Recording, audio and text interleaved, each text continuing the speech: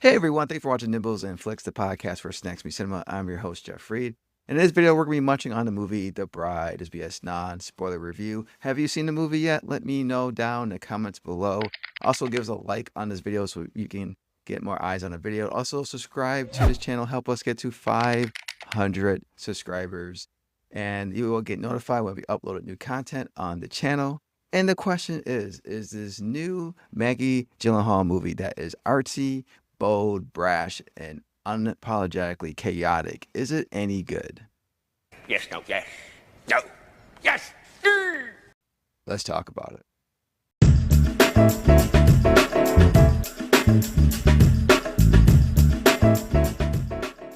The Bride is directed and written by Maggie Gyllenhaal, who adapts the Mary Shelley Bride of Frankenstein tale. The movie takes place in the 1930s in Chicago, with Frankenstein played by Christian Bale, who is 100 years old and tired of being alone, and he asks a doctor who's played by Annette Bening to help him create a companion.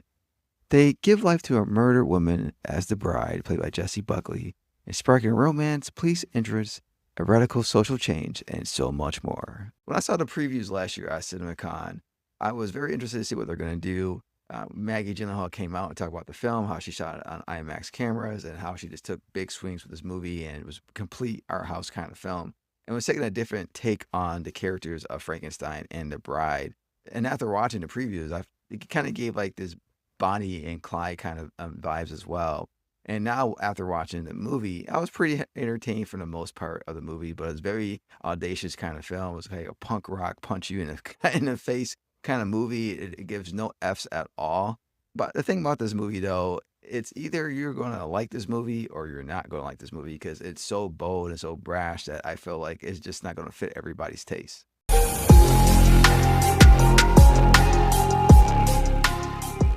good about this movie is that it takes huge swings. It seems like Maggie Gyllenhaal did not give no F's in this film. She goes for big swings in this movie. And I like that because she's trying. Not all of them are hits, trust me. There's some strikeouts in here. But she does hit some home runs and a couple, doubles and stuff like that, some singles here and there. The movie starts off with Mary Shelley, who's basically trying to figure out what kind of story she wants to do, what character, trying to figure her name out for the character, because we're just going to call her Bride right now. And it's kind of interesting because it shows her doing this monologue, right? And then it goes into the first scene in the movie, and it's kind of like she possesses or takes over or is like a split personality of the bride, and it's a very interesting take. And I like the swing, and I'll talk about it later when it comes to performances for Jessie Buckley. But it just felt like it was something that's so creative that I wouldn't think someone would actually do ever. Not that I ever thought about it. It's just like I never thought someone would do something like that. That was very interesting. And it does start like kind of off-putting at first, but then it starts working. But anyway, we get to the point where, of course, the bride dies, and then she finally gets, found by the doctor and Frankenstein and brought back to life and all of that stuff. But like I said before, one thing I like about this movie a lot is that at least Gyllenhaal goes for swings and she tries to swing big. The good thing about this movie that I like is that they built the story and the characters very well. They built the story when it comes to the bride coming to life, trying to figure out who she is, trying to figure out where she came from, what she's all about. She doesn't really lose her personality. It's not like a complete new person when she's brought back to life. She is still the same person. She just doesn't know who she is.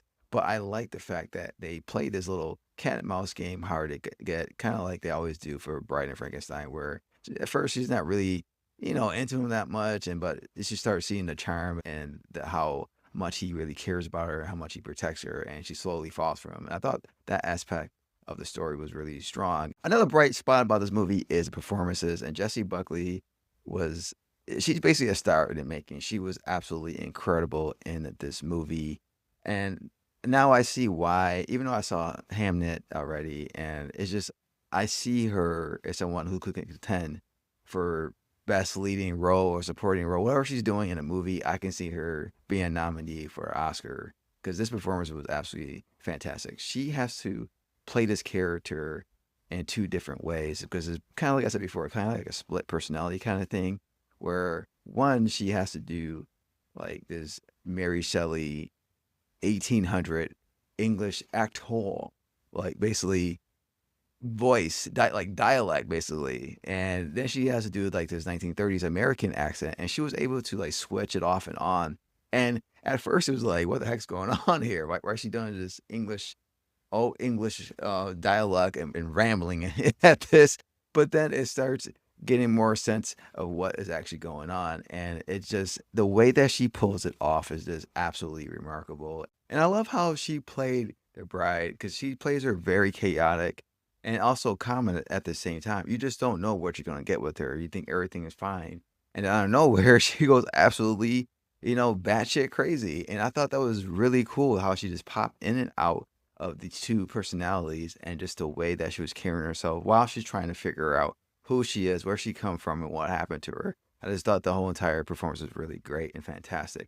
And her chemistry with Christian Bale was absolutely fantastic. I absolutely love how they developed their relationship, how both actors were able to become invisible and within the character and just have a great chemistry with one another on screen. And speaking of Christian Bale, he plays Frankenstein fantastic in this movie. I thought he did an amazing job playing him as this shy guy who's just trying to find love, and he's trying to be a gentleman. He's obsessed with movies. He loves this character or this actor played by Jake Gyllenhaal, who did an amazing job in this film too. I felt that he was able to make himself invisible and actually be the character. And that was one thing I was kind of worried about when I see Christian Bale a lot. No, he did what Frankenstein does, the grunts and the butt kicking and all that stuff, the gnarly stuff that Frankenstein does. And he was able to showcase him where he's just a guy, he just trying to find love. Once he gets his love, he really do anything he needs to do to keep that.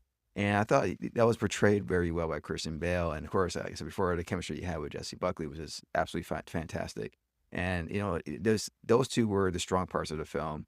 And I thought that was the highlight of the movie. Other characters in the movie, like Peter Sarsgaard, Penelope Cruz, as a detective trying to chase down Frankenstein and the bride, I thought they were absolutely great in their roles as well. And I love the banter between those two. And also Annette Bening, who plays a doctor who brings the bride back to life. I feel like every time she's in a movie playing a certain role, she's just teaching me, or I learned something new about life. The cinematography in this film, in this movie, is absolutely gorgeous. Like I said before, the movie was shot on IMAX cameras. You can see everything in here. If you go see this movie, definitely go see in IMAX. It's worth it. Just everything they were doing when it comes to the color palette, when certain scenes need bright, popping colors, it does that. When a scene needs dark, dreary colors, it does as well. It's similar, kind of like Sinners, how they shot that. I thought that aspect of that was absolutely fantastic. And it gives like this punk rock type of classic monster movie that has a modern edge on it. And it was just so good what they were doing when it comes to like some shots they were doing. It's very art house movie. And when it comes to the angles and what certain things they're doing, what things they're shooting and things, how they're using set designs, the costumes in this movie, the musicals that's in this movie that actually connect the musicals to the story, unlike Joker for all I do. But just everything they were doing with the production wise, I thought was absolutely stunning and has made this movie enjoyable to watch and beautiful on the eyes. And that's what makes the first part of this movie really good. And throughout the movie too, is that at least it's stunning to watch at. And then unfortunately, it goes to Push! Move! I'm the winner! I'm the winner! Everybody saw it! What the hell's going on here?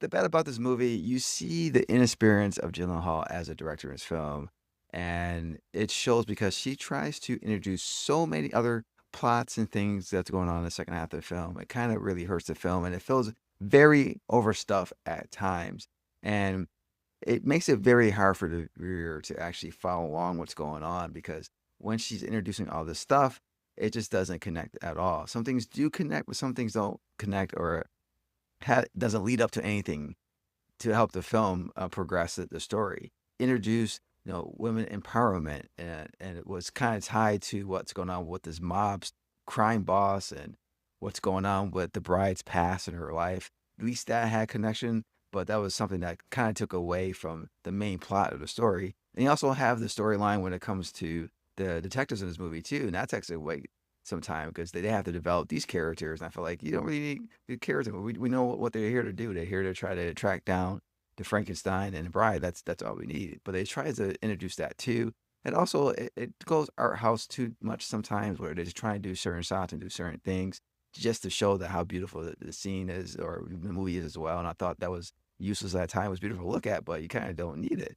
And also when it comes to like the musicals, like at least I connected to the story. But I mean, how many musicals do we really need to actually push along the story?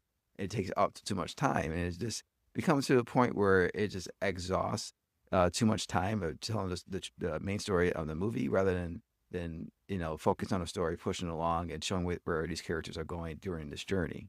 I think with more reps, Gyllenhaal will actually get an understanding how to blend everything together when she's trying to put multiple topics in a film, and rather than just trying to figure out in this movie. And I think once she gets that, her movies will be much cleaner and less choppier and easier to watch.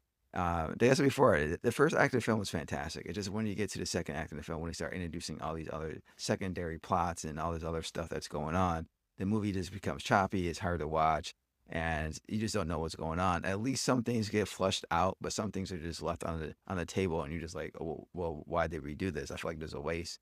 And knowing this movie is like 2 hours and 7 minutes, it could have been chopped off maybe like 15, 20 minutes. And that's because all these other secondary stories that doesn't go anywhere, that doesn't really take up that much time. Like I said before, they introduce a secondary story, and it might take like 5 minutes, and then they never come back and revisit it. And it's kind of like, well, you could have just chopped that off, actually. So I don't know why they wanted to keep it at this 2 hour, 7 minute mark, but they could have easily dropped it down to maybe, like I said, 15, at least 20 minutes. And the movie probably would have just flow very smoothly and just a better watch, have a viewer follow what's going on. But it doesn't make the movie horrible or trash, something like that. I still enjoy the film. I still liked what I was watching. It just wasn't where it was at in the first act of the film. And with more opportunities, she's going to actually polish these things that she has issues with this film. And I can't wait to see the next movie that she actually makes, actually.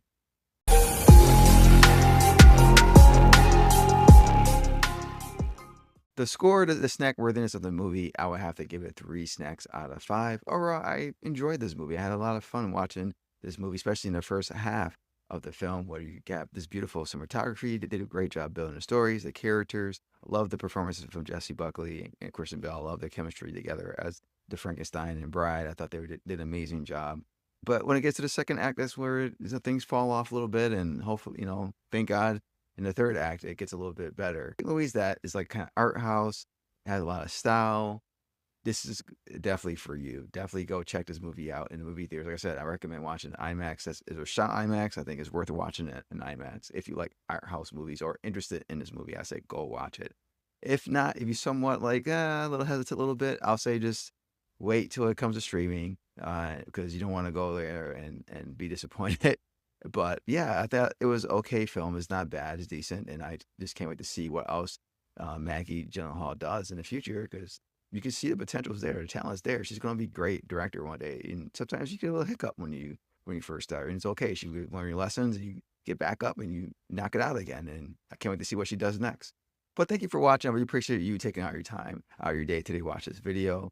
And also help us out when it comes to the channel. Like I said before, hit the like button to help us get more views. Subscribe to the channel, help us get to 500 subscribers. And also you get notified when we upload new content. And we will be posting more stuff this week, probably some movie news, another movie review, some of the streaming movies that came out this week as well. Till next time, keep munching, keep watching good or bad movies, but always keep it real. And I'll see you in the next video. Take care and goodbye.